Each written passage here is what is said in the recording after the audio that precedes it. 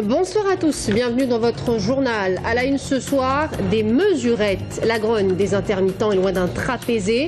Manuel Valls n'a pas convaincu ce matin. Cheminots et intermittents manifestaient main dans la main devant la gare de Tours. Le redécoupage territorial dans tous les esprits des conseillers généraux aujourd'hui au cœur du débat. Cet après-midi, la séance du Conseil général d'Indre-et-Loire s'est transformée en véritable tribune. Sandrine et Dolores se diront oui demain à Courcheverny dans le Loir-et-Cher.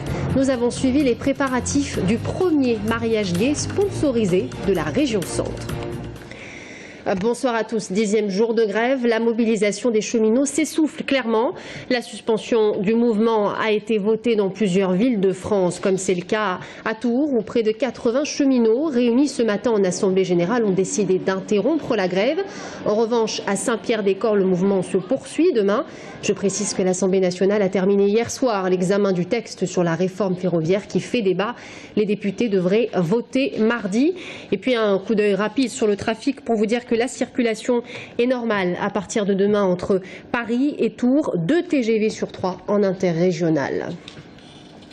Un climat social lourd, intense et tendu. À Tours, ce midi, les intermittents du spectacle ont rejoint le mouvement des cheminots pour ne faire plus qu'une voix. Hier soir, le député socialiste Jean-Patrick Gille remettait ses propositions à Manuel Valls, mais il semble que le Premier ministre ne soit pas parvenu à calmer la grogne du monde du spectacle. L'État s'est engagé à financer temporairement le manque à gagner pour l'UNEDIC qui gère le régime de l'assurance chômage.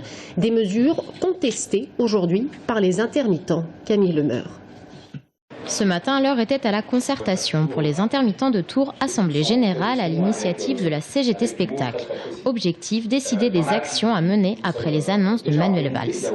Hier, le Premier ministre a tenté de calmer les esprits. La mesure la plus contestée, le différé d'indemnisation, serait prise en charge par l'État. Il ne nous a pas convaincus du tout. Nous, ça fait plus de 10 ans qu'on est en lutte pour la préservation de nos droits. Et petit à petit, ça régresse, ça régresse, ça régresse. Les mesurettes qu'il nous a apportées hier ne sont pas satisfaisantes. Il nous donne comme ça quelques petites broutilles pour calmer le jeu avant les festivals. Et un mouvement qui est lancé comme celui-ci, on ne veut pas l'arrêter. Médiateur jusque-là, Jean-Patrick Gille, le député PS d'Indre-et-Loire, se voit confier une mission. Le statut d'intermittent du spectacle sera redéfini. Les conclusions seront rendues avant la fin de l'année. Vous avez l'UNEDIC qui décide des règles des intermittents sans consulter les intermittents. Donc à chaque fois, on a une crise. Et ça, je crois qu'on a compris que le système tel qu'il est, le système de discussion, puisqu'il ne fonctionne pas, génère déjà en lui-même à chaque fois une crise. Là, je propose de le modifier tout de suite pour discuter, et ce qui ne veut pas dire qu'on remet en cause le paritarisme, mais les partenaires sociaux qui ont toute légitimité pour définir les règles de l'assurance chômage doivent comprendre que quand il s'agit de l'intermittence, il doit y avoir une consultation, une concertation avec les intermittents eux-mêmes. Mobilisés, les intermittents rejoignent les cheminots devant la gare de Tours. Pas question d'annuler les festivals, ils préfèrent sensibiliser. Un mouvement est à prévoir dès demain matin, place Plumereau. Et la grève en revanche se maintient chez Fil Bleu pour la fête de la musique demain et s'annonce très suivie. À l'appel des syndicats CGT, CFDT et FO, le tram ne circulera que l'après-midi entre 13 et 22 heures avec une rame chaque demi-heure. Vous le voyez, le matin des bus de substitution seront mis en place sur l'itinéraire du tram. Quant aux bus, 40% du trafic sera assuré en moyenne. Leurs revendications portent sur les salaires et les conditions de travail. Retour prévu à la normale ce dimanche. La séance du Conseil général marquée aujourd'hui par le débat sur la réforme territoriale. À l'ordre du jour, notamment le budget supplémentaire qui a été débattu en session, mais les conseillers généraux étaient clairement préoccupés par la réforme du redécoupage des territoires, sur laquelle les élus se sont exprimés.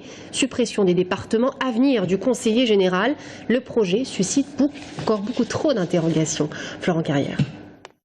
Des débats plutôt sereins aujourd'hui au Conseil général. Il faut dire que beaucoup sont plutôt d'accord sur le principe d'une réforme. Mais quelle réforme? Et c'est là que les oppositions se font jour. Pierre Louot, chef de l'opposition, a parlé en quelque sorte de la schizophrénie des socialistes. Ils se sont battus contre la réforme Sarkozy qui créait ce tandem département-région qui était, à mon sens, plutôt une bonne idée. Supprimer ne va rien régler et je ne suis pas sûr qu'on va faire des économies.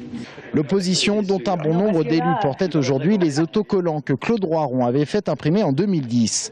Pour ou contre la suppression des départements, un débat qui transcende les partis. L'UMP, Serge Babary, est par exemple pour. Et à gauche, on retrouve des opposants farouches comme Patrick Bourdi, animé par le souci de la proximité. Donc, tout ça me paraît un petit peu revenir en arrière, que cette recentralisation et cet éloignement finalement du pouvoir des élus et de la demande des citoyens. La vraie question qu'il faut qu'on se pose, c'est que ces territoires auront-ils une autonomie fiscale, auront-ils, je dirais, des compétences propres, mais c'est-à-dire sans forcément avoir un contrôle comme on a toujours aujourd'hui de la part de l'administration centrale de l'État. Ça, je pense que c'est l'enjeu majeur de la réforme. La question de la proximité, elle devrait être incarnée par les intercommunalités avec une nouvelle carte pour début 2018, a indiqué Marisol Touraine, la ministre qui a remis dans le débat la question du redécoupage des régions et du rôle que pourrait avoir prochainement Tours, critiquant au passage l'absence de leadership des élus du département d'Indre-et-Loire. Si on veut peser dans cette élaboration, il faut que nous nous affirmions davantage. Oui, je regrette que depuis quelques semaines que ce débat a commencé, nous n'ayons pas davantage entendu certains responsables politiques de notre département et d'ailleurs. Ces attitudes d'élus nationaux qui sont dans les palais de la République et qui font des déclarations intempestives.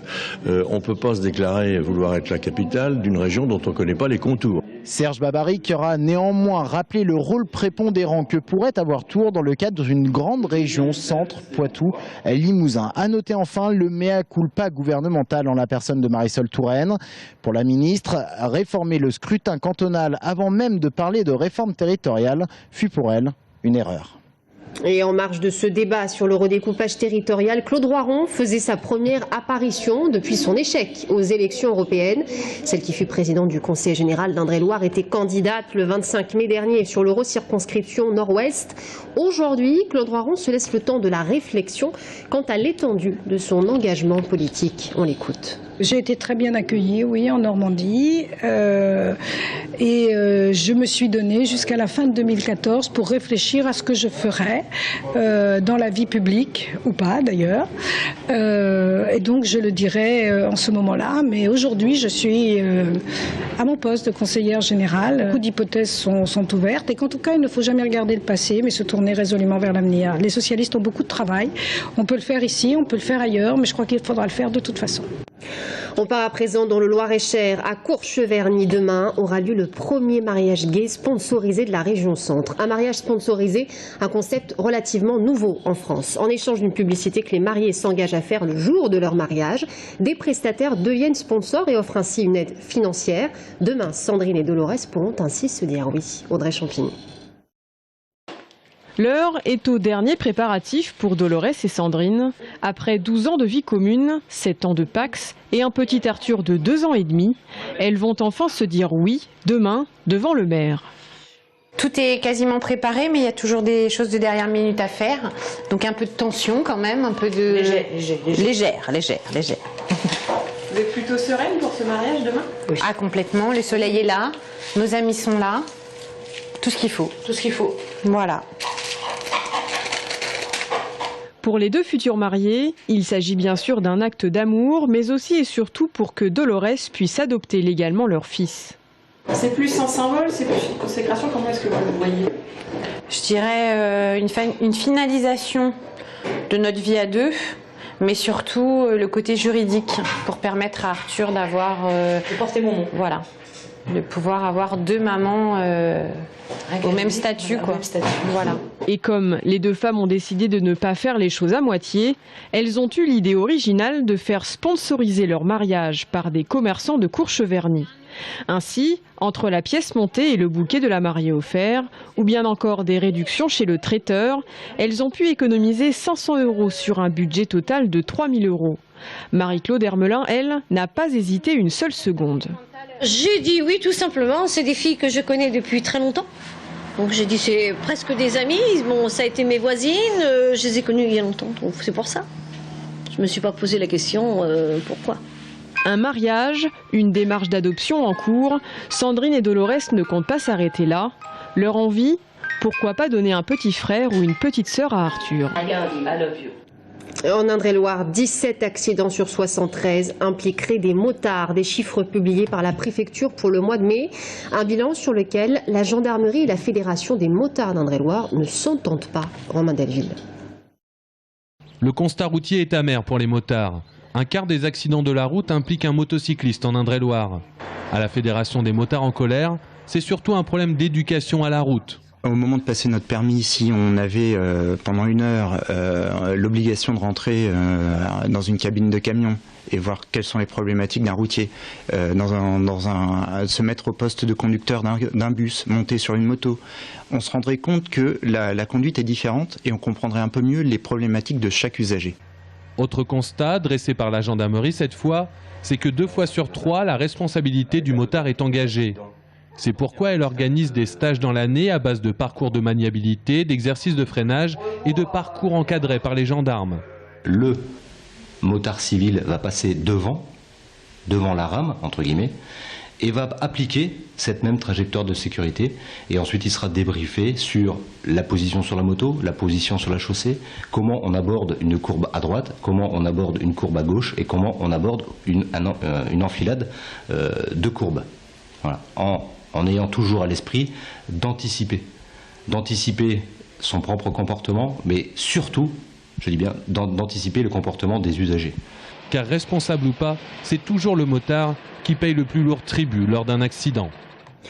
Dans 2 heures, la France affronte la Suisse. Après sa victoire face au Honduras 3-0, nos Bleus semblent partis sur une bonne lancée vers les 8e de finale du mondial.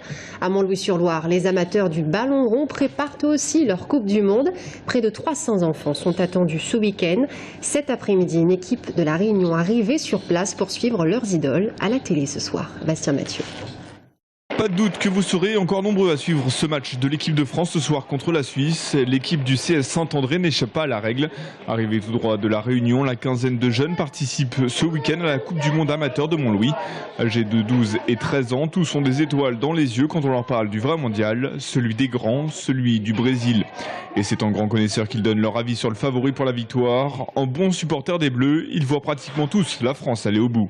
On est pour la France parce qu'on est des Français avant tout. Parce qu'ils ont développé un jeu technique plus mieux qu'avant.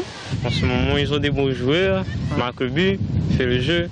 Les Bleus ne sont pas les seuls à voir le favoritisme de nos jeunes Réunionnais, mais même si les avis divergent, 2 équipes reviennent régulièrement. Ouais, l'équipe favorite, c'est plus Pays-Bas, parce qu'ils ont éliminé l'Espagne 5-1.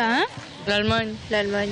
Peut-être qu'ils vont gagner aussi, hein. Ils ont un jeu de collectif, une bonne frappe et des talents. Et pour ce qui est de leurs joueurs préférés, pour le coup, la liste est grande, presque tous les Bleus y passent. Dans la France, c'est Benzema. Raphaël Varane. Mais je suis un défenseur et lui aussi, il joue bien. Niveau technique, rapidité, il a tous les atouts. Antoine Griezmann.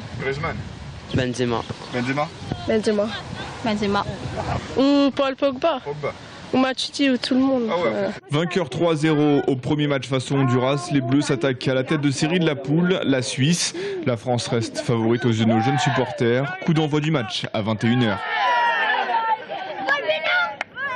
Voilà, c'est la fin de ce journal. Merci à tous de nous avoir suivis. Dans un instant, Thibaut Coulon nous rejoint sur ce plateau, l'adjoint au maire de Tours en charge de l'économie, notre invité de la rédaction ce soir. À tout de suite.